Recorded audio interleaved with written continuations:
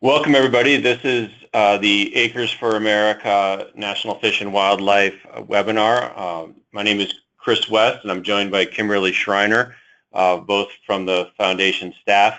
We're going to wait a few minutes to let people get online here, but also just wanted to make sure that people are able to hear us as we make this broadcast. So if anybody wants to confirm that through the chat function here, that would be actually quite helpful for us to be able to confirm that the sound is working.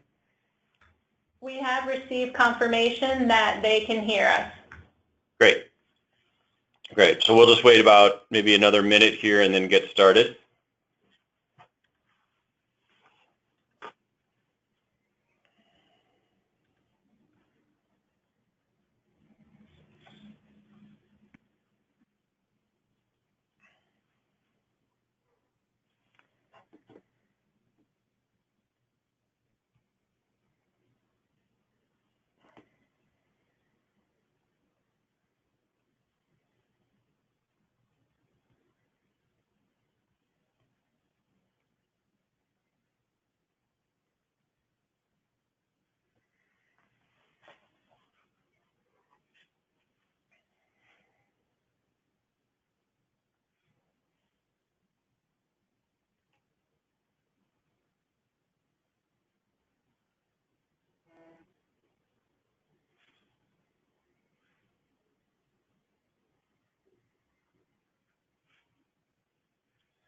Okay, I think we're going to go ahead and get started here with the webinar.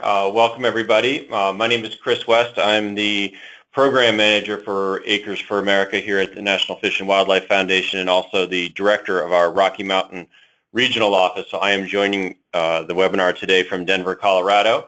I am joined by Kimberly Schreiner, our Program Coordinator, who is running the webinar from our offices in Washington, D.C. Hello. Hi, everybody. I think that I'm going to turn this over to Kimberly for a few pieces of housekeeping to begin, and then take it from there as we move forward. I expect this will probably be about 30 to 40-minute webinar, so appreciate everybody's participation today. Kimberly? Great. Thank you, everyone, for participating. Just wanted to go over a few webinar etiquette points. Everybody should be muted through the GoToWebinar. However, if for some reason somebody got through, would you please put your phones on mute? And also do not put us on hold for the chance that we might start getting your hold music added into our webinar. If you have a question, we do ask that if it is related to the Acres for America program to please hold on until the very end and we will address all questions.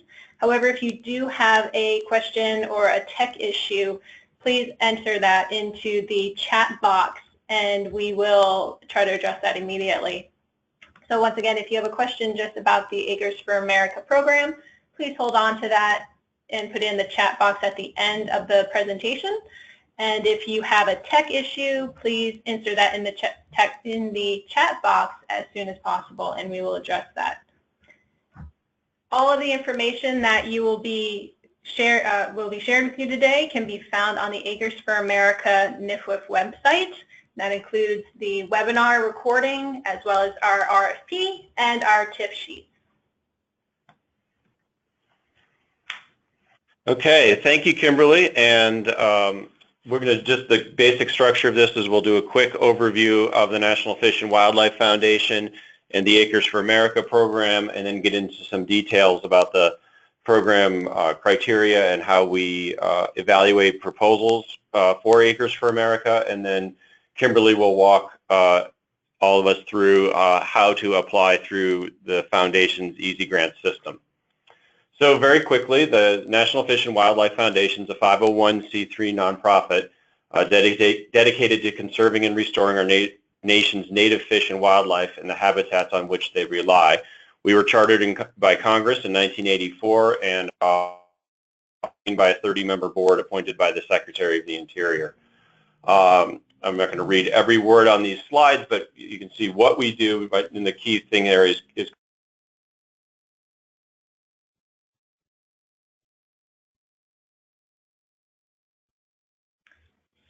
Okay, Chris, it looks like we lost your voice.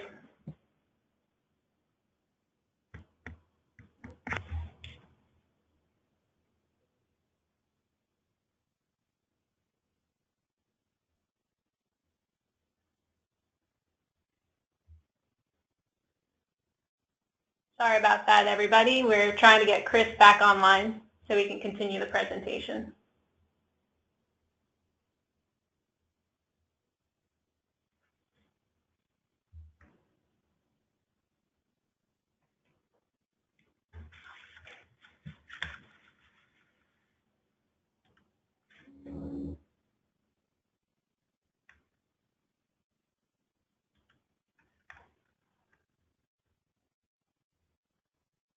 So I guess I'll just continue while Chris gets his technology figured out.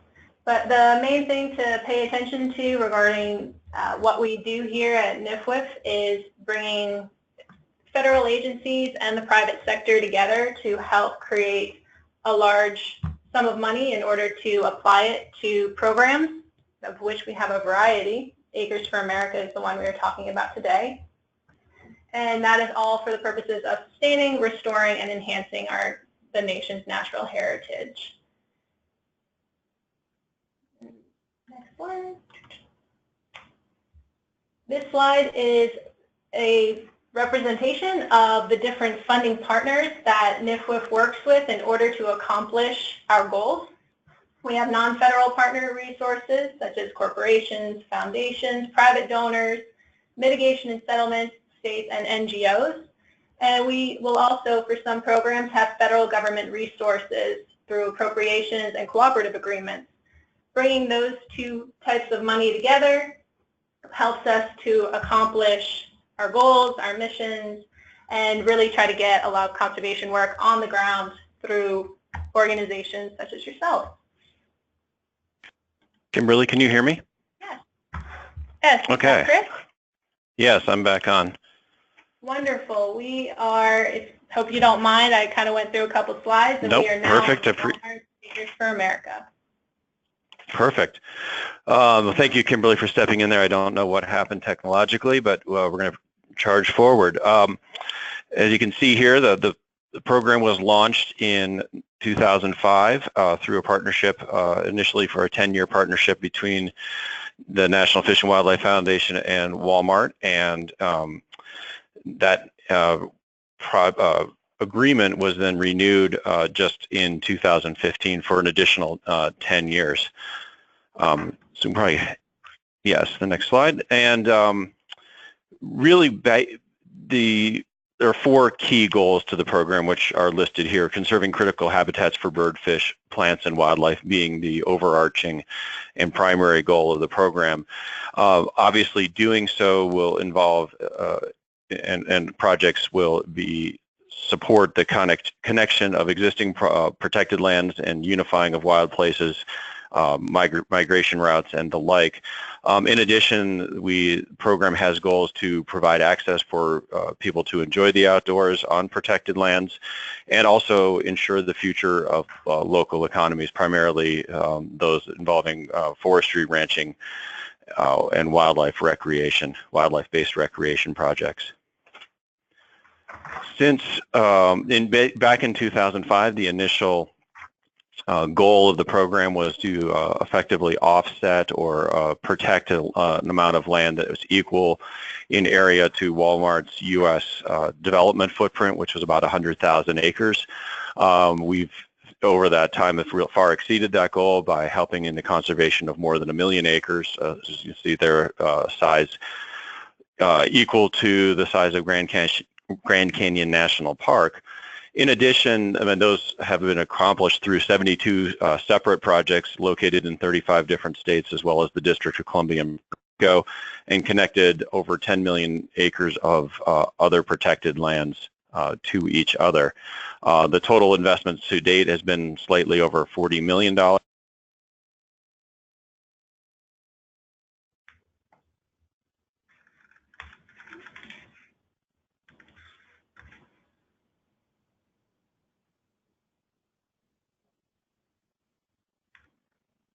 Okay, it looks like we have lost Chris again. Hold on 1 second and we'll try to get him back online.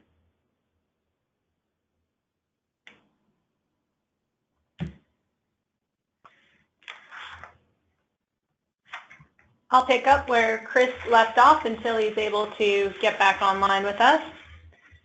So through the history of the partnership between Walmart and NFWIP, we have helped to connect over 10 million acres through landscape scale conservation and wildlife migration.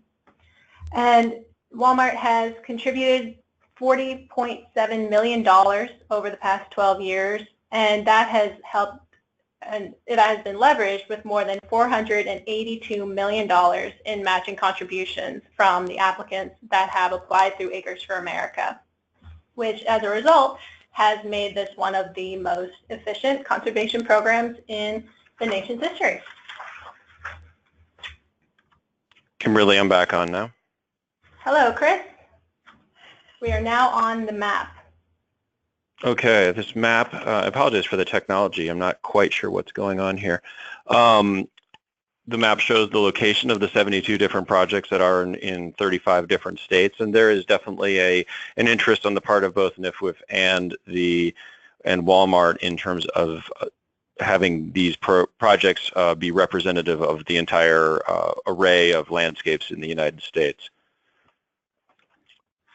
And the next slide, I think the next two slides really demonstrate some of the breadth of the partnerships that have been supported through the ACRES program, both public, private funding, but also nonprofits, state agencies, and our federal partners as well are well represented through the partnerships that have been funded as part of the Acres for America program. So getting into where we are for 2017, and we are looking at having approximately $3.5 million available for grant making this year, and we anticipate making somewhere between 6 and 8.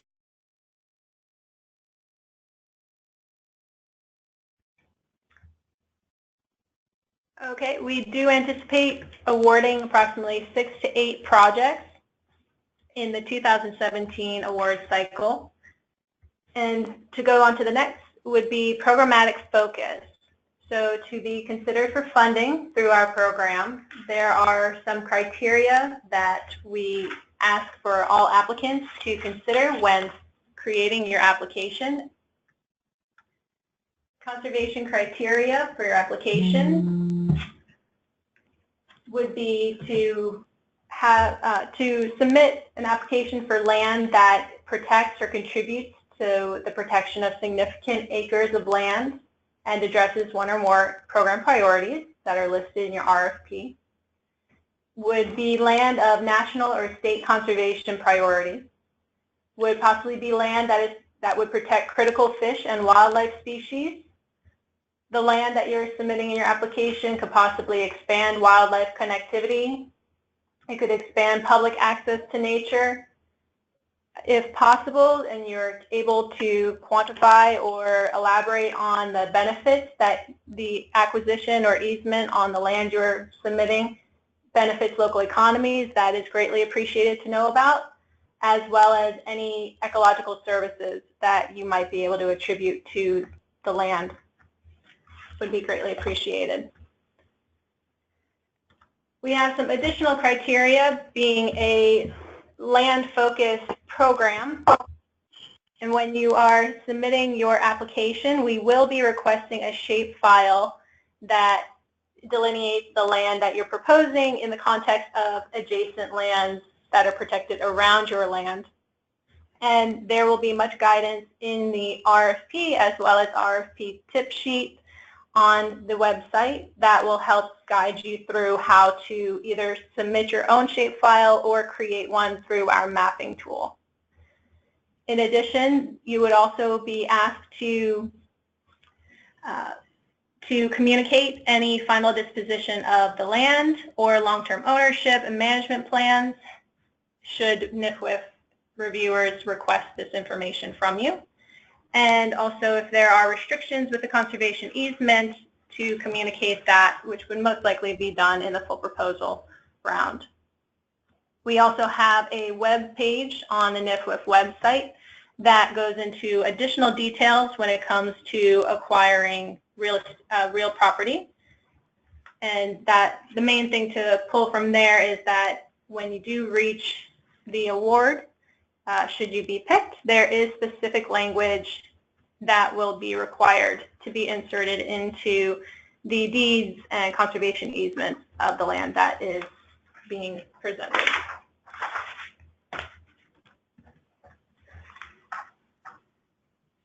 The project metrics that are associated with Acres for America are similar to last year. If you applied last year, you'll see that these all look the same. The metrics are similar to what we have already outlined. You would indicate the conservation easements or the land acquisition, the number of acres that are included in each. You may include a metric that has to do with the economic benefits, which would be the jobs created or sustained. You may also insert information about the public access that is associated with your project. You also, if you have the information, it would be greatly appreciated if you would put any information about the stream, riverine, or riparian miles or acres that are associated with your land or connected to it. And all of these metrics, I'd like to make note, would not be brought to your attention in the application until the full proposal round. So the pre-proposal, you will not have to worry about choosing which metrics you're going to fill out and putting actual numbers in there. That will be done in the full proposal round. But we did want to make you aware of what kind of metrics we would be asking for you to supply data on. When it comes to match with the Acres for America program, we do require a minimum of 1-to-1 match. So whatever you are requesting in NIFWF funds, we are asking that you also bring to the table in the form of cash, in-kind contributions of goods and services, and or donated land value of the same amount, if not more. And federal funds can also be considered as match. The eligibility to participate in the Acres for America program includes nonprofits, state, local, municipal governments, Indian tribes, and educational institutions. All of you are welcome to participate in the program. If you are a federal entity, we'd recommend finding a partner organization that would submit the application on your behalf. If you are doing a fee transfer or perpetual easement, you must make sure that it qualifies for conservation purposes as defined by the IRS Code 170H. And should it be required in a later discussion among NIFWF staff or by the reviewing team, that you would need to provide additional surveys, mineral rights assessments, title reports, appraisals. These are all things that would be done at a later date. You don't have to worry about that at the moment for the pre-proposal round.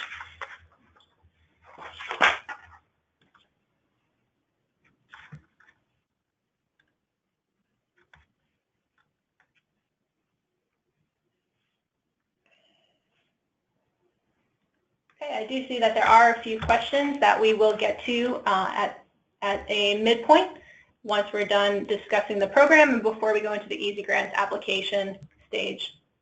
We will go over a few of the questions that have been presented.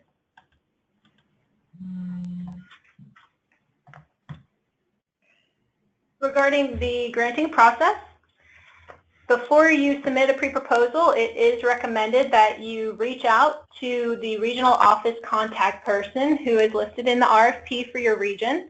We have one for the Northeast, Southeast, Central, Rocky Mountain region, and West Coast. So please feel free to reach out to that person and discuss your project in detail so that they can help you decide whether or not it is a good fit for the Acres for America program, or possibly a great fit for another program that they're aware of in that region. We definitely want to help you get the best, create the best relationship there, so please reach out to them.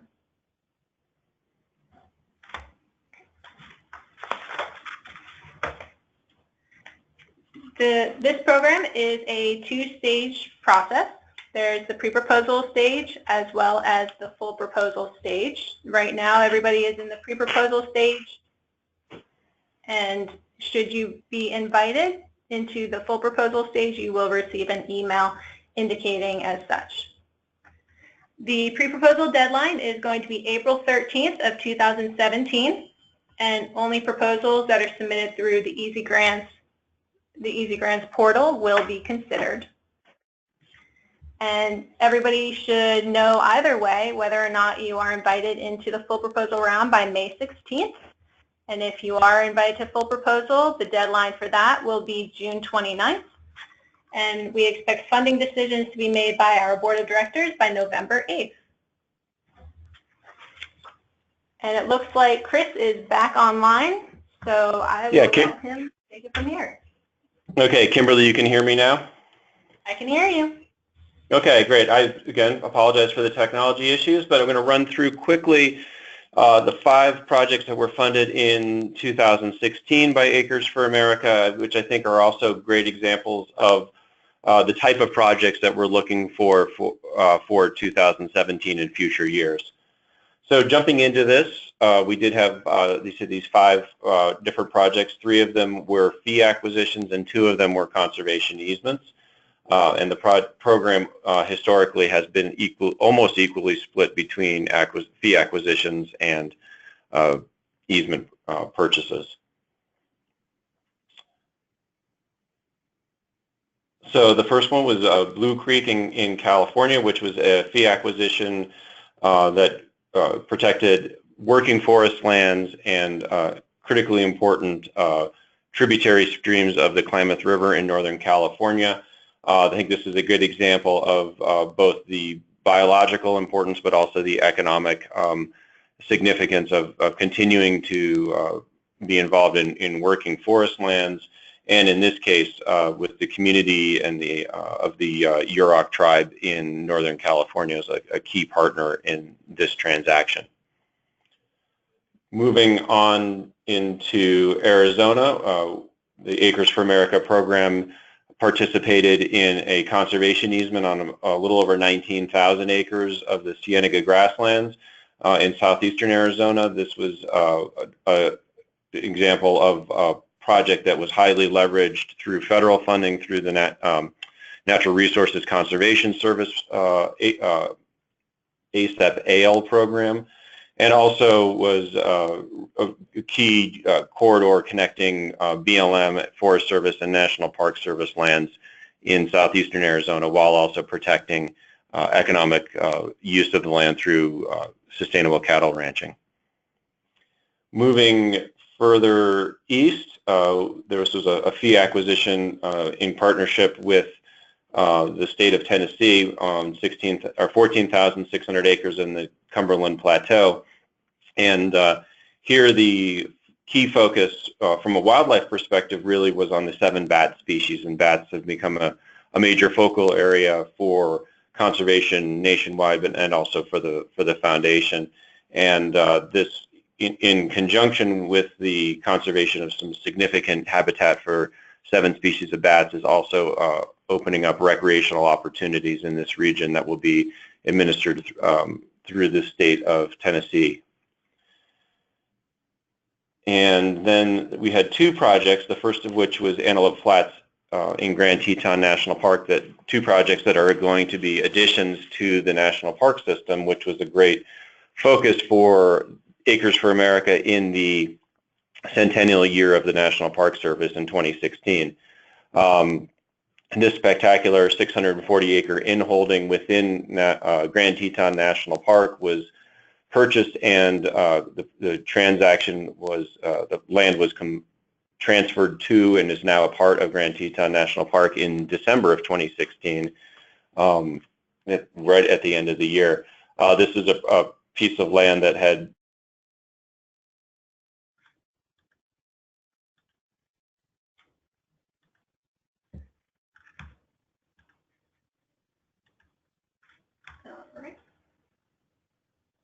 So it looks like we lost Chris again. Very sorry about all of that. And so let's see if we can get Chris back on the line.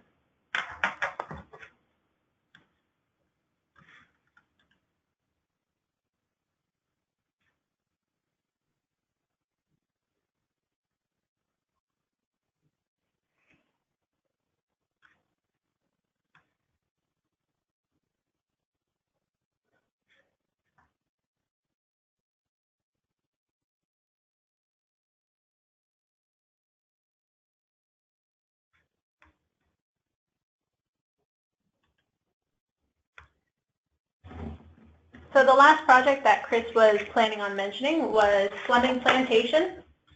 And this is our project that was in Louisiana. It was a parcel of land that was acquired and incorporated into the Jean Lafitte National Historic Park and Preserve, which itself is considered one of the biggest biological hotspots for the area, providing forest, marsh, aquatic habitat for a variety of species of birds and fish and other wildlife. The conservation of the property improves the ecological integrity of the Louisiana Gulf Coast, as providing buffer from storm surge and other climate-induced threats for the city right nearby. And before we go into the Easy Grants section of this webinar, I wanted to answer a few questions that people had while we were just on the topic of the program itself. Oh, Chris, are you on? Nope, still can't hear you. Okay. So I'm just going to go through a couple questions, even though I said I would wait until the very, very end, but should anyone have to drop off, want to make sure that we get the program-specific questions answered.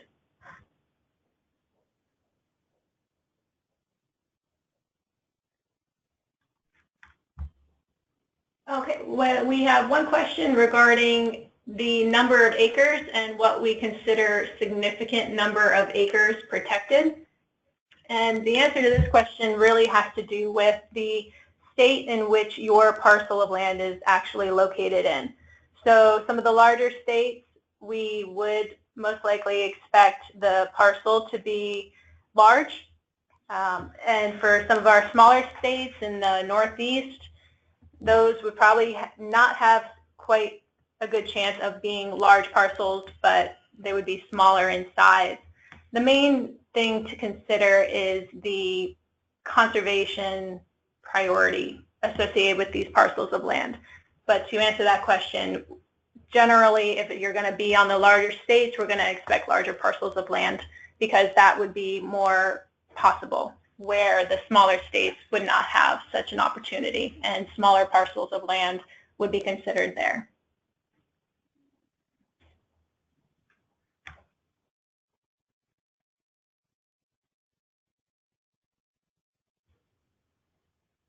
So it really just comes down to whatever is significant for that region. And if you do need assistance when it comes to the priority or the significance of the land that you are considering, please reach out to the regional contact person here at NIFWIF, and they would be more than happy to tell you and help talk you through and talk with you about the specifics of your actual property. When it comes to preference of fee or easement acquisitions, we do not have a preference. In the past, it has been a mix of some projects being fee acquisitions, some being conservation easements, but that does not play a role when it comes to the evaluation of proposals and the selection, the final grant slate selection. Question of, if funding decisions are made by November 8th, will the funds be available to be spent in 2017 or until 2018? The funds will not be available to be spent until 2018.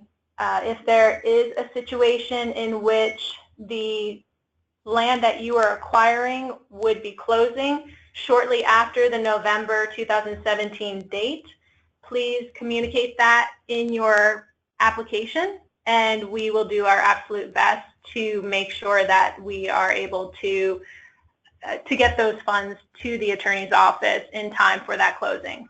It is not unusual for us to have to make exceptions like that and to get the funds ahead of time than expected in early 2018. So it can be accomplished, just it would need to be communicated clearly that that is indeed what you would need to have in order to successfully conserve the land that you are looking at. So when it comes to NIFWIF funds, whether or not they be considered as federal or non-federal funds for matching purposes, NIFWIF is not considered a federal entity. So therefore, if you are using the NIFWIF funds as match for other organizations, foundations, agencies, we would be listed as a non-federal source.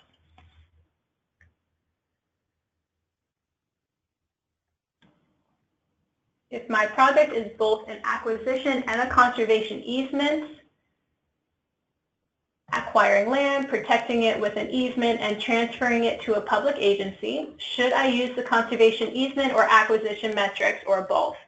Excellent question. This is where you would actually enter both, you would enter data for both metrics. So all of the metrics that we have listed on the previous slides and that you would find in your RFP and in Easy Grant's full proposal stage, you are able to enter data for all of those metrics.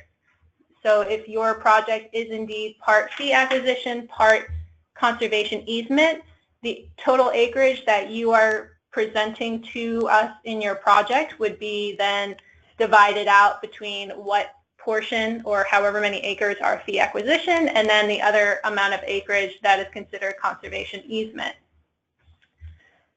So if you do need any assistance when it comes to how to complete your metrics, we are more than happy, Chris and myself are more than happy to help you figure out how exactly to enter that into the Easy Grant system. But you are more than welcome to submit a project that has both criteria, both aspects. However, the main thing you do want to pay attention to when it comes to this is to not double count your acreage. So whatever, if you have a 200,000 acre project and it will be fee acquisition as well as conservation easement, or a fee acquisition that leads to a conservation easement, or vice versa, the total acreage between those two metrics would need to come to the total acres of that land. So it would not be considered 200,000 acres fee acquisition and 200,000 acres conservation easement. It would be a division between the two in which a percentage for each metric, or it would be 200,000 for one metric and 0 for the other, with a note field indicating and communicating that it would be going through that transition. But once again, for clarification and for specifics on your project, please reach out to Chris or myself and we will be happy to help walk you through that. Does the number of miles of public access metric apply to stream miles or trail miles? The miles of public access, we would, if you have stream miles of public access, please communicate that. If you have just trail miles, communicate that as well. Every metric that is presented in Easy Grants has a notes field, and that is where we love to have details about your project. So the more details you can provide there, the better, and the stronger your proposal would be without us having to call and check up on you. So we can really make sure that we're getting all of those fabulous features about your project and about the land as possible.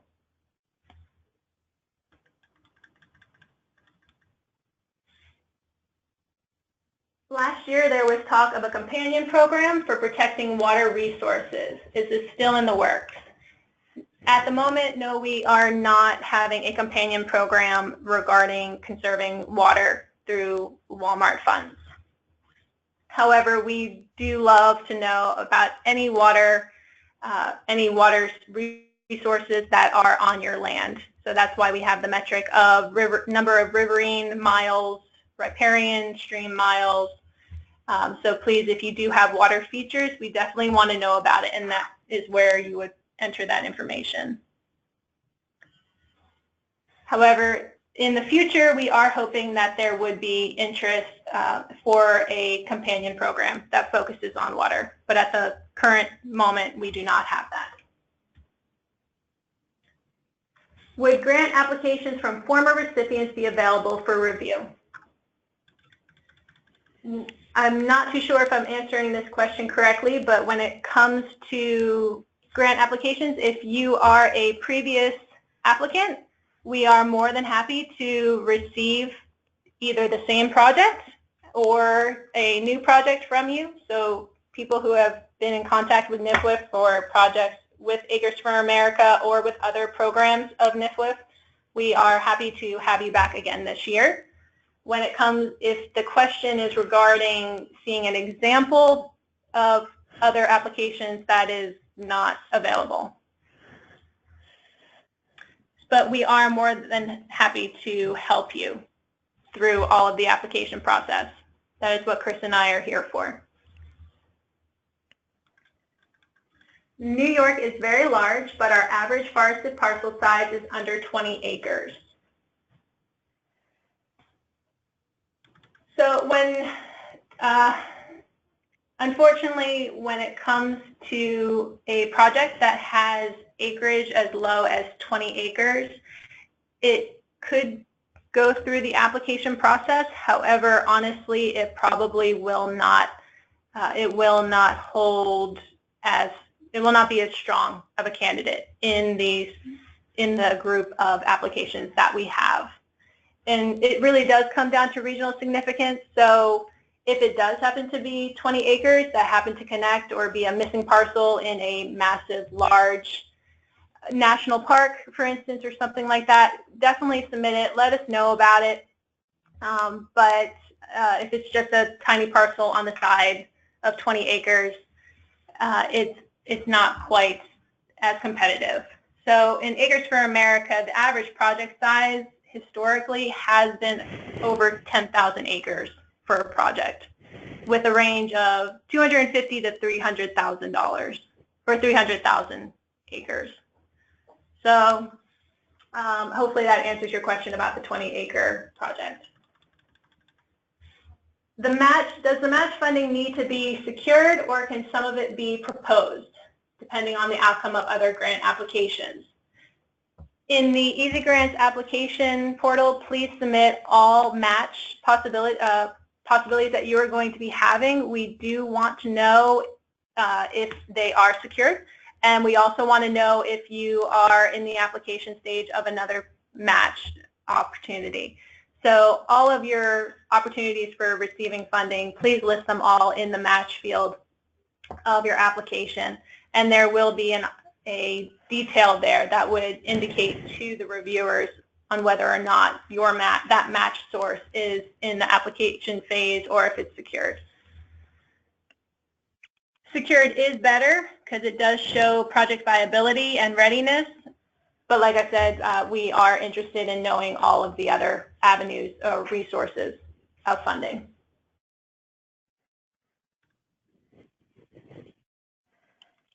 How competitive is the award, and what percentage of pre-proposals typically advance to the next round?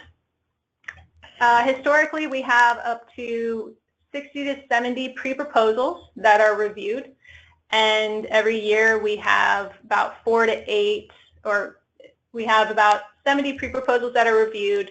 We will then ask for about 25% of those to come into the full proposal round. And then after that, it really does typically range about 4 to 8 projects that are awarded grants. So unfortunately, it is a very competitive program, but the projects that come out of it really are fabulous projects, and we look forward to reading all of the applications that come through.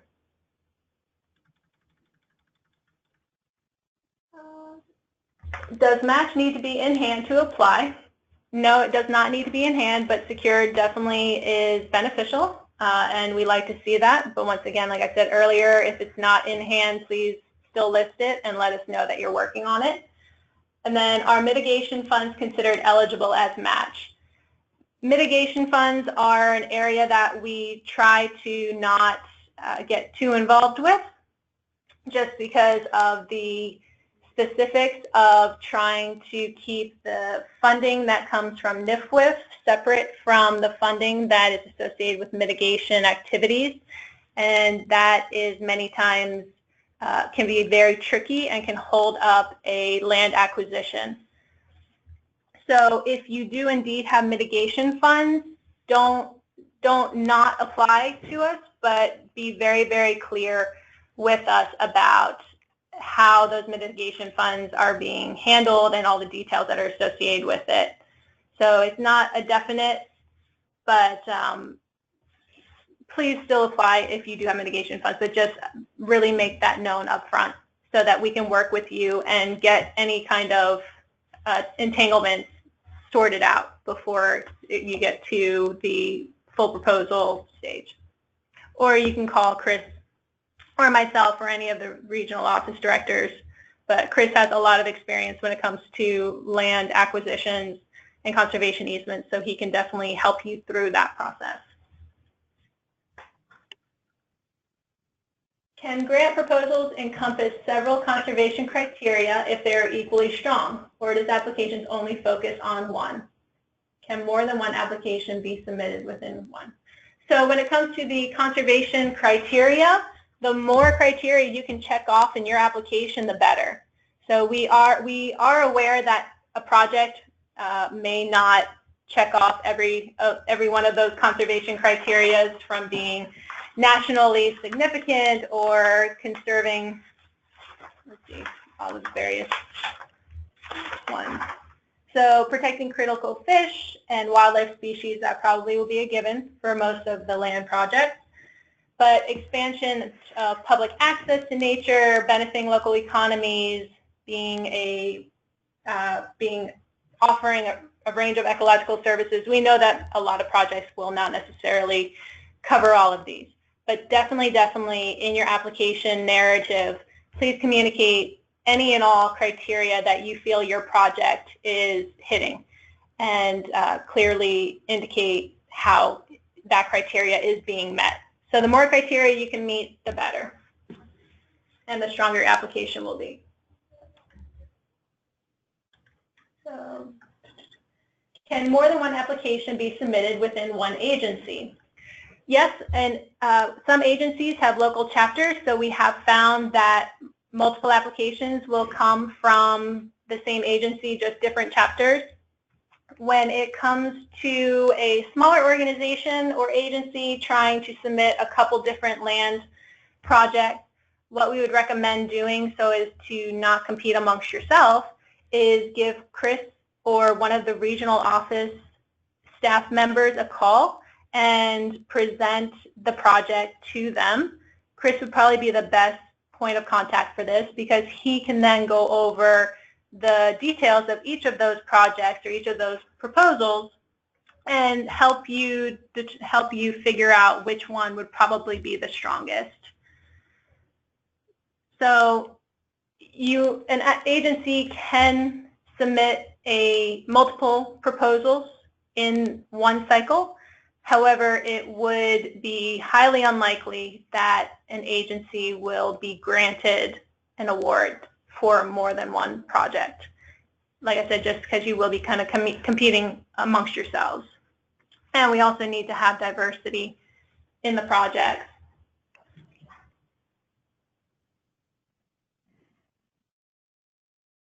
From around the country. Sorry, communication issues again.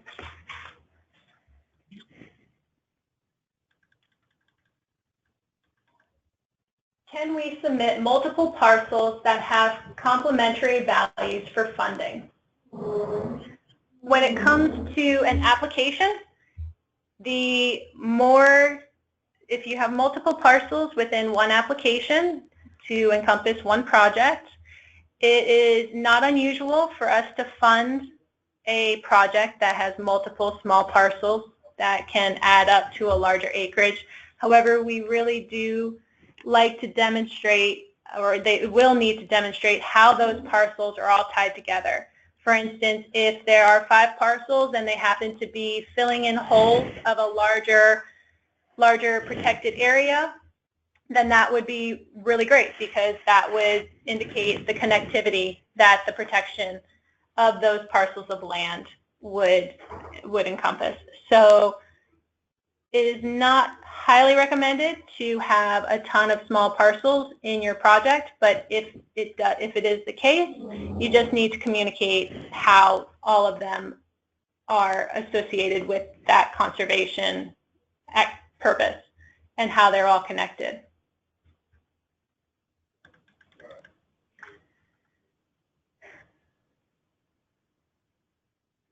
What is the term of the award? How long do you have to close the transaction and meet match requirements? So we try to have the closing to occur within 18 months of your award date. So the day that you receive an email indicating that you have an award and agreement is going out to you, we expect the closing to occur at the attorney's office within 12 to 18 months.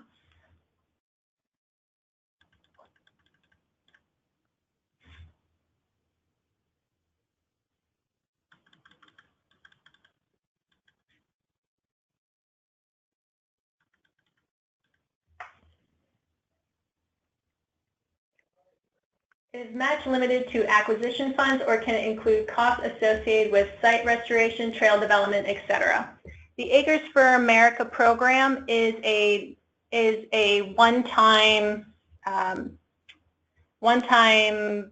award in which the funds are directly wired to the attorney's office on the date of closing.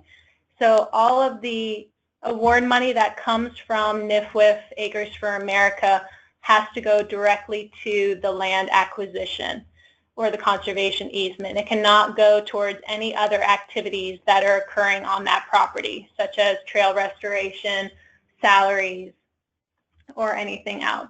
However, those things can be considered as match, so feel free to communicate all of those values as well.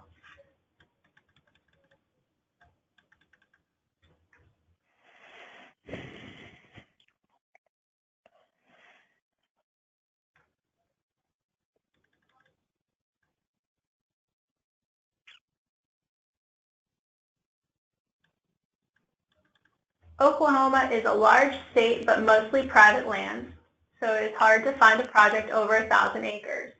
Yet we have not had a project funded here yet. What do you suggest we focus on for a priority in the southern plains, even though the acreage will be maybe 1,000 acres at most? And Chris, I think I hear you breathing. Are you online now? I'm not sure if you can hear. I can hear you. But we just lost you. Okay. So when it comes to the acreage for the Oklahoma project, I am going to direct you to Chris. We'll make a note for Chris to, well, actually we can't do that because we don't know exactly who you are. So would you please contact Chris West at chris.west@nifwif.org and communicate privately with him regarding your project in Oklahoma.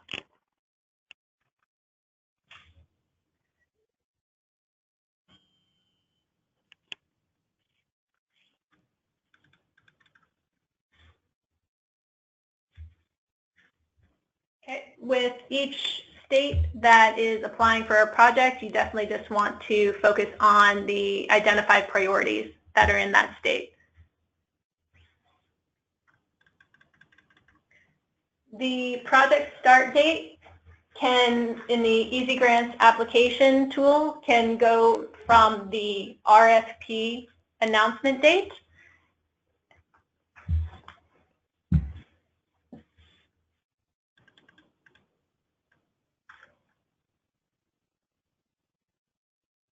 If our state has already been awarded 8 projects and some states have yet to have a single project, is it less likely to receive funding during this cycle? No, we do not choose our project based on whether or not a state has already had one historically. So please feel free to submit a project in a state that has not had an award or in a state that has been awarded. We are really focusing on the conservation of land, and we are not limited to having to tick off every state on the nation's map. And I believe that answers all of the questions for now. Please, if you have some more, let us know, and we will communicate those at the end of the presentation. So I'm going to now go into the basics of the Easy Grants application tool.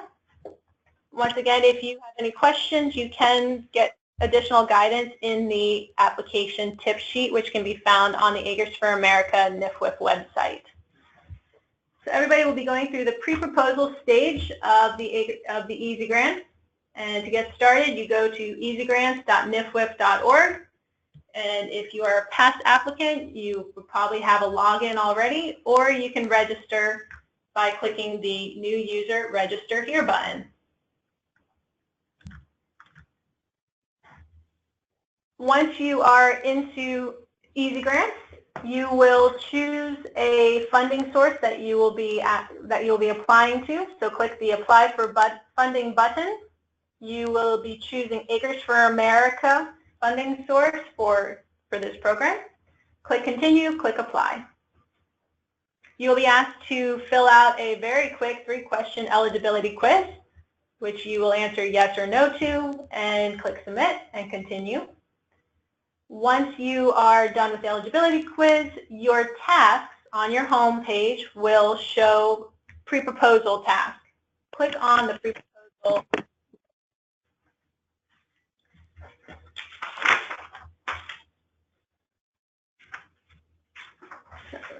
The pre-proposal consists of 5 major sections that will need to be completed for submission. You do not have to fill out the sections in any particular order, and you can go back into any section that you need to edit as long as it's done prior to final submission. When a section is sufficiently filled out, a green check mark will appear in the validation summary to the right. And please be aware that as you begin your application, the matching contributions line will already indicate completion. And this is a default, so you still need to go into that section and enter any info that you happen to have about match. In the contact info, organization info, and project information sections should be self-explanatory. However, I do want to provide a little bit of more guidance on the upload section. The upload section is where you will provide your pre-proposal narrative and your project map. To access the pre-proposal narrative template, click on the link and download the template, saving it to your personal computer. Once your narrative is written, you will upload it to the Easy Grants. And to do this, first select Pre-Proposal Narrative from the drop-down box and click Add Files button. When your desired file appears, click the Start or the Upload button.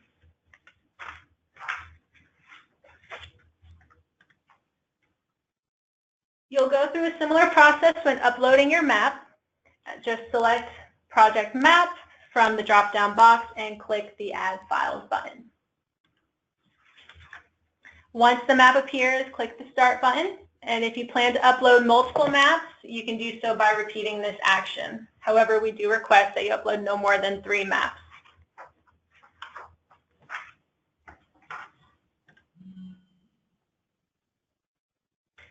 The items that you've uploaded will be collected in this Uploads window, and you will know that your upload is successful by the message in the status column. So be aware that the maps may not appear in proper format, and if that is the case, they will not be claimed as successfully uploaded. So you would just need to make sure that your maps are indeed in the PDF format. And I just want to make a note, I know it's a little premature, but for the people who are in the full proposal stage of the application, when you are uploading your financial documents, the message "no conversion performed" will actually show up, and that is perfectly fine. It's just communicating that in the final PDF of your application submission, the financial documents will not be presented to the reviewers. So it is for security purposes, that when you upload your financial documents, it will say no conversion performed, and that is perfectly fine because it is not going to go further than the finance department. So the reviewers within NIFWF will not be able to see your personal financial documents. Once you are done uploading everything, the review and submit page will allow you to see the status of all your selections with the green check marks and inform you if anything's missing. And once you have all green check marks, you can review your proposal as a PDF and submit it. If you need help at any time, please contact the Easy Grants System Help Desk. You can do that by clicking on the Help button to the left of your screen, or at the very bottom is the contact information. And once again, the application tip sheet, which is available on the website, will also go into all of these details. I am doing more of an overview of this process. When you go through into the full proposal stage, after in the internal review, and if you should receive an invitation via email to submit a full proposal, you will then be ready to fill out your proposal in Easy Grants. You will log back into the Easy Grants account, and on your home page, similar to the pre-proposal, there will be a new task called Full Proposal, which you will then click on to begin. On the left-hand side of your screen, you will see that there are a list of additional sections for this longer application stage. Some of these sections are identical to the pre-proposal stage, and in the information that you have already provided in the pre-proposal will be pre-populated here. Note that you are permitted to edit these fields to make improvements or to reflect changes in your project. So everything is still editable. The additional sections that will need to be completed for full proposal submission include project location, a shape file of the map, which is either uploaded or done through our mapping tool in Easy Grants, the project activity metrics, your budget, and any permits. You do not have to fill out the sections in any particular order, and you can go back at any time to any of the sections that you need to edit as long as it's done prior to submission. And when a section is sufficiently filled out, the green check mark will appear in the validation summary. All of these, if you need any additional information for each of these sections, they are provided on the application tip sheet. But I just quickly want to go through one section on this webinar, and that is the budget section. Acres for America is very specific, in which we are only applying the funds to the actual land acquisition. So your budget is going to be very quick and sweet. The only thing you have to fill out is the other direct cost category. And here you will enter 1 for the quantity, and the unit cost will be whatever the total amount you are requesting from NIFWF. So it is a very quick budget to fill out. And then at the end, your total cost should equal the amount that you are requesting from NIFWF. You don't want to include any of your matching funds or try to represent the overall budget for your project in this Easy Grants budget. It is specifically just for the amount you are requesting from NIFWF. And when it comes to entering the other direct costs, you fill out the type of acquisition it would be, or land conservation easement. And as well as the purpose is very simple, of land conservation. And in the notes field or in your narrative, please go into the greater detail about the acquisition or the land conservation easement and what the costs are actually being applied to. For instance, if the amount you are requesting from NIFWF is only going to be about 10%, we are indeed interested to know what the total project cost is and what the NIFWF funds are going towards and what your match would be going towards, if there's any donations from the landowner. All of those details we definitely want to know about. But for the financial department budget, we really just need you to fill out this one category. Very simple and quick. But if you have any questions, feel free to reach out to Chris or myself. And as I've been saying through the webinar, we have an application tip sheet which can be found online to help guide you through the Easy Grants proposal. A few last tips and information. The Walmart store location that may or may not be near your parcel of land does not play any influence in the selection of your project. So you do not need to worry about indicating that in your proposal. We do not care. If you've never used Easy Grants before, please log in and try to get yourself set up with that system today. So if you have any problems, we don't want those problems happening near the deadline. We want to get you in there and make sure you're ready to go. Easy Grants does have pop-ups. So if your internet is automatically having pop-up blocker occur in your internet service, you will need to turn that off. And if you use Internet Explorer, you'll probably have to do it every time you log into the Easy Grants process, into the Easy Grants system. If you would like, prior to submitting a pre-proposal, please contact the NIFWIF staff member that is listed in the RFP to go over your project details and to make sure that this is indeed the program that is appropriate for your project. And they would also be more than happy to communicate with you any other programs in the NIFWIF portfolio that might possibly be a better fit for your project. Pre-proposal deadline is April 13th, and only proposals that are submitted through Easy Grants will be considered. And after the review, people will be invited to submit some will be invited to submit full proposals, and then the deadline for full proposals is June 29th, with the award announcement happening in November of 2017. We thank you for participating in this webinar. We do apologize for the technological issues that we were having.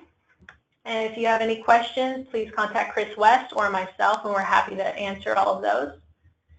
And I am just going to quickly go into a few additional questions that we have acquired throughout the remainder of this webinar. And once again, thank you all for joining. So let's see, what are the last questions?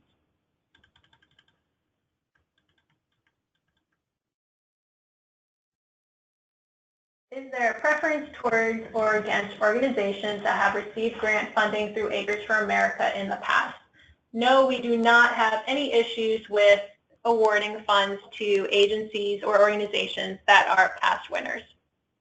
We do not consider that in our review committee.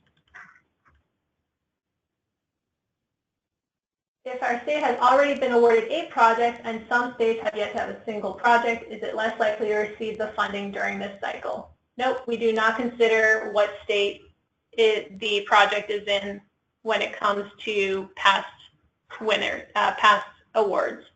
If it's a great conservation project, then that is what we select from.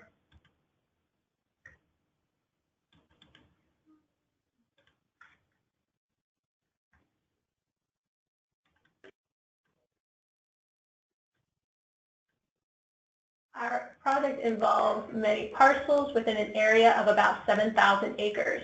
Must we have specific parcels identified for this application, or do we have an option of identifying a range of potential parcels? The parcels would need to be very specific when it comes to the location, latitude, longitude, area. So the mapping tool will be requiring you to identify every single parcel that you are submitting. Kimberly, this is Chris. I don't know if you can hear me now. We can hear you. Okay, I'm on a different phone line.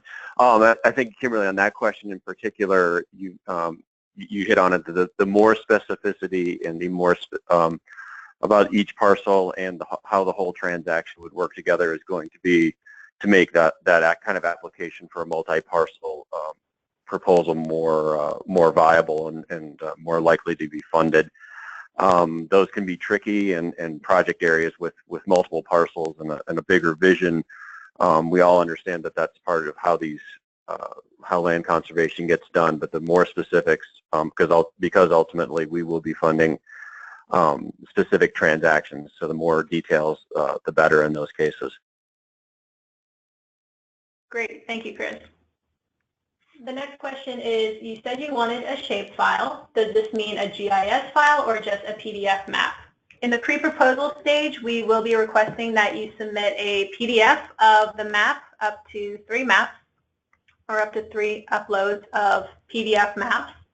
That would be most appreciated. However, in the full proposal stage, we do have a mapping tool that will either allow you to upload a GIS zip file, or you can use the mapping tool to create a shapefile through the EasyGrants platform.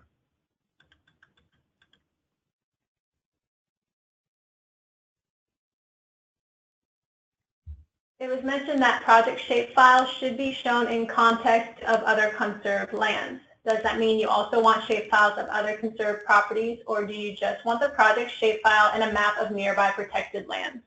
The shapefile is just going to be for the parcel or the land that is being submitted for funding, and you are then welcome to submit a PDF of an overall geographic representation of that parcel in relation to surrounding parcels of land or protected property. So the shapefile itself is indeed only going to be for the land that is being submitted for award. All of the other information regarding surrounding land and the conservation attributes of that would be in a PDF or communicated in your narrative. But we do highly recommend that you submit some great maps for the visual ability to understand what you're trying to communicate.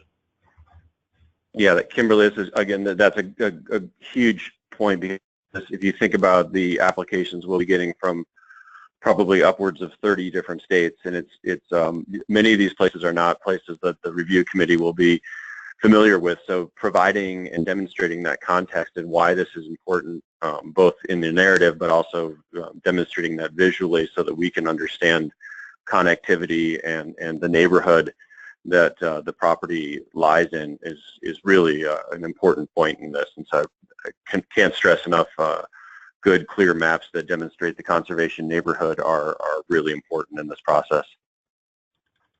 Okay. How are the projects being prioritized this year? It really just comes down to those conservation criteria. The more that you're able to hit with your land, the better off the stronger your application will be.